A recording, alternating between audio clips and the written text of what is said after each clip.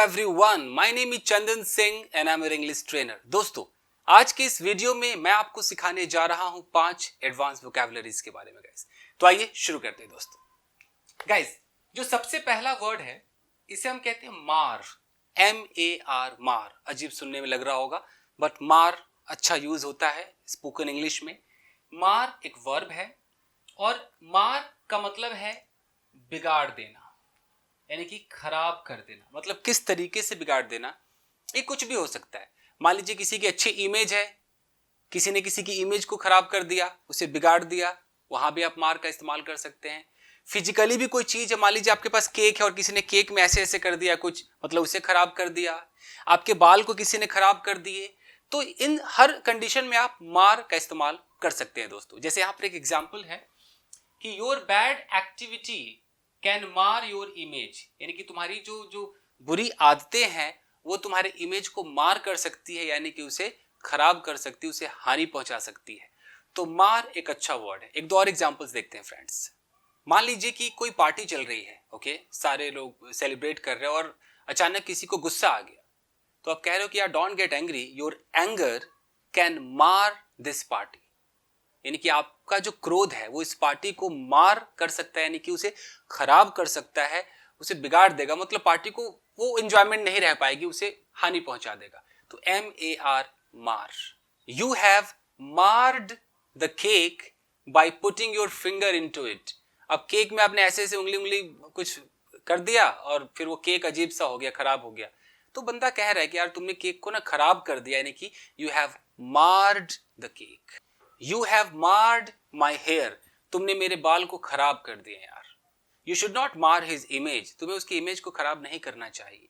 तो मार बहुत ही अच्छा वर्ड है, आप इसका इस्तेमाल कीजिए फ्रेंड्स। आगे देखते हैं। अगला जो वर्ड है गाइस, इसे हम कहते हैं एनोनिमस। एनोनिमस ये एक एडजेक्टिव है, कैसे प्रोनाउंस करेंगे? Anonymous.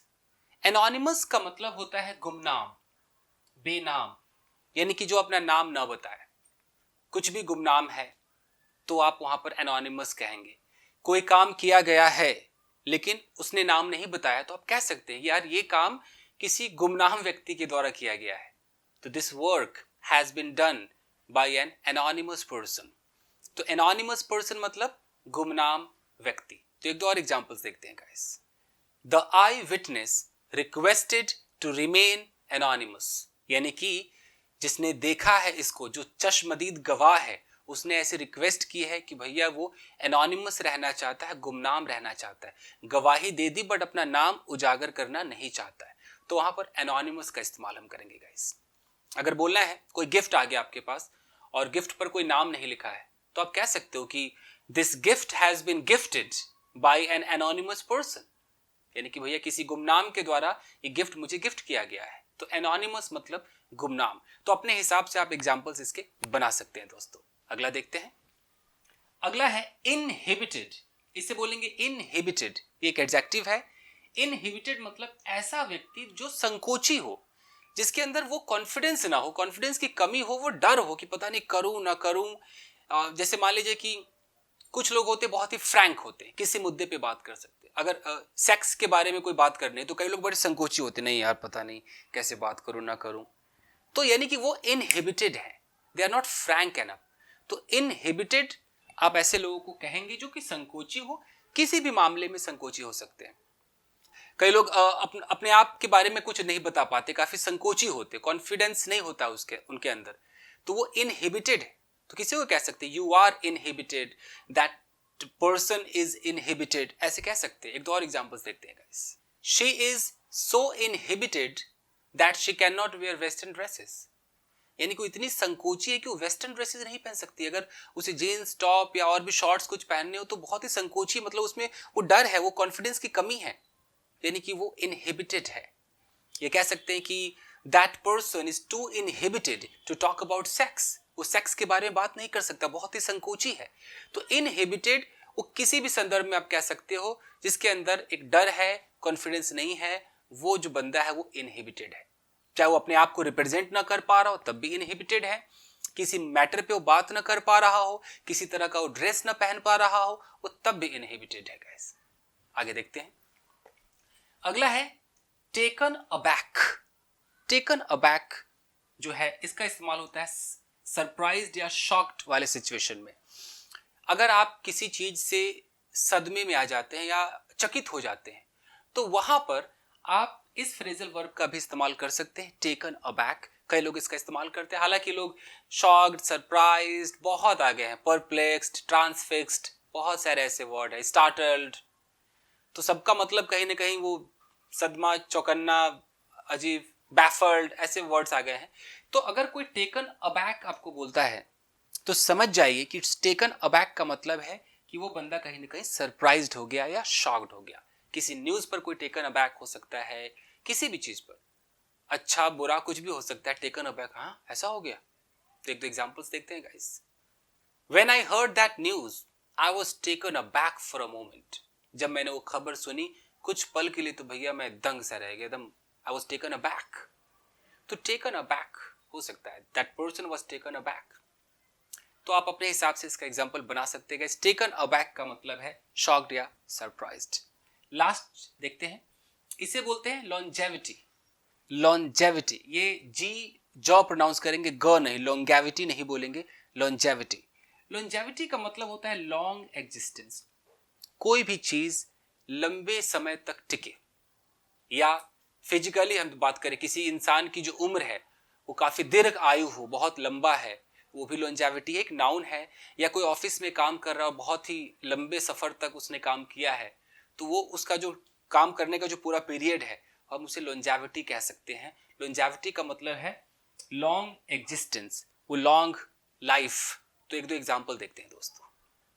You can increase the longevity of your life by avoiding tobacco, यानी कि आप अपने जो लाइफ है उसकी लॉन्जेविटी यानी कि उसके एग्जिस्टेंस को, उसके अवधि को बढ़ा सकते हैं टोबैको को छोड़कर। तंबाकू, जो धूम्रपान है, इसको छोड़ देंगे तो आपकी उम्र लंबी हो सकती है। तो ऐसे आप एक अपने एग्जांपल्स बना सकते हैं। लॉन्जेविटी एक नाउन है, लॉन्जेविटी मतलब दीर्घायु। अब I want longevity in my office, यानी कि अपने ऑफिस में भैया मुझे लॉन्जेविटी चाहिए, यानी कि मुझे एक लंबे समय तक का काम चाहिए। तो I had a great longevity in my previous company, यानी कि प्रीवियस कंपनी में मुझे काफी, मतलब मेरा एक लॉन्जेविटी था, एक अच्छा जो पीरियड ऑफ टाइम था वो अच्छा था, यानी कि काफी दिनों तक मैंने काम किया। तो लॉन्जेविटी का मतलब होता है एक लॉन्ग ड्यूरेशन तक किसी काम को करना, या किसी की लाइफ काफी लंबी है। कोई हमें आशीर्वाद दे रहा है तो कह सकता है कि may you get good health and longevity, यानी कि भैया आपको एक अच्छी हेल्थ मिले और एक लॉन्जेविटी, दीर्घायु मिले। तो लॉन्जेविटी का मतलब है लंबा, या तो दीर्घायु जीना कह लीजिए, या लंबे समय तक आप किसी काम को करते हैं तो वो लॉन्जेविटी है, वो पीरियड ऑफ टाइम। तो ये थे आपके 5 वर्ड्स गाइस। फिर से आपको दोहरा दूं मैं। MAR, मार मतलब बिगाड़ देना, खराब कर देना, बाल बिगाड़ दे, कुछ भी कर दे, मार है। एनोनिमस, गुमनाम, बेनाम, जिसका नाम न पता हो। इनहिबिटेड, जो कि संकोची है, कॉन्फिडेंस की कमी है, वो इनहिबिटेड है। टेकन अबैक मतलब शॉक्ड या सरप्राइज्ड रह जाना। और लॉन्जेविटी का मतलब है द लॉन्ग, जो पीरियड है, लंबे समय तक का जो वक्त है, या जो लंबी उम्र है, दीर्घ आयु है, दैट इज लॉन्जेविटी। तो आज के लिए बस इतना ही, मिलते हैं अगले वीडियो में। Till then take care, keep practising and have fun. अगर आप चाहें तो इसका एक स्क्रीनशॉट ले सकते हैं फ्रेंड्स। Thank you guys. और एक चीज मैं आपको बता दूं कि जब भी आप ये वर्ड्स ले गाइस तो आप इसके एग्जांपल्स ढूंढें, आप टाइप करें, गूगल पे टाइप करें, ढूंढिए कि और किस किस सिचुएशन में आप इसका इस्तेमाल कर सकते हैं। थोड़ा सा होमवर्क आपको करना होगा। जैसे आपने मार को लिया, मार के ऊपर थोड़ा सा होमवर्क किया, उसके बाद आप अपने उस डेली कॉन्वर्सेशन में इसका इस्तेमाल करना शुरू कर दीजिए। बहुत सारे मैंने वोकैबुलरीज दिए हैं। जब आपको लगे कि आप जब आम जिंदगी में कुछ बोल रहे हैं और उसमें ये वर्ड यूज हो रहे हैं, तब आप कह लीजिए कि इन वर्ड्स का फायदा है। आप जानते हैं लेकिन जब जरूरत होती है उस वक्त वो वर्ड आ नहीं रहा है, इट मीन्स कि आपने उस वर्ड को अपनाया नहीं। आपकी जो अपनी एक डिक्शनरी है दोस्तों, मान लीजिए आपको 1000 वर्ड याद है या 500 वर्ड आपको याद है, तो आप जब भी बात करते हैं तो उन्हीं 500 वर्ड्स में बात करते हैं। लेकिन अगर आपने 10 नए वर्ड सीखे तो आपके पास वो 510 होने चाहिए ना, लेकिन नहीं, बोलते समय वही 500 है। उन 10 में से एक भी अगर नहीं आ रहा है, इट मीन्स कि वो वोकैबुलरी अभी आपका हुआ नहीं है। उस पर काम करने के लिए इस तरीके से शब्दों को लिखिए, डायरी में या नोटबुक पे लिखिए और उस पर स्टोरीज बनाइए। झूठी झूठी कहानी बनाइए, मतलब दिन भर में इतनी बार उसे यूज कीजिए कि आप उसे अपना सके, और उस पर बहुत सारे एग्जाम्पल्स ढूंढिए। जैसे मान लीजिए लॉन्जेविटी, आपको लगा यार मैं कैसे यूज करूंगा, तो लॉन्जेविटी गूगल पे लिखिए, उसके एग्जाम्पल्स देखिए कि अच्छा मैं इस सिचुएशन में इस्तेमाल कर सकता हूं, अपने एग्जाम्पल्स तैयार कीजिए और फिर जब सिचुएशन आए यूज कर लीजिए गाइस। तो अगर आप ऐसा करते हैं तो आपकी वोकैबुलरी अच्छी हो सकती है गाइस। तो बस गाइस, थैंक यू एवरीवन।